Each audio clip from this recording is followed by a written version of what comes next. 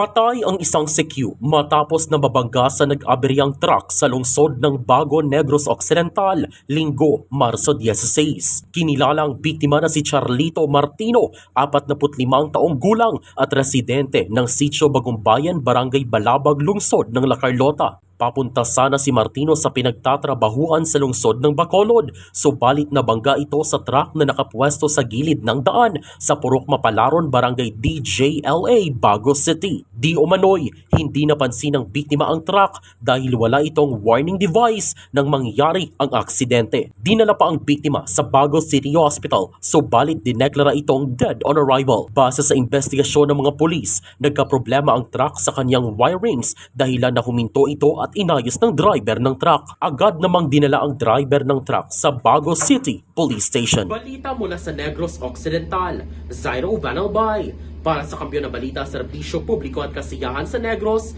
K5 News FM. K5 News FM. News FM.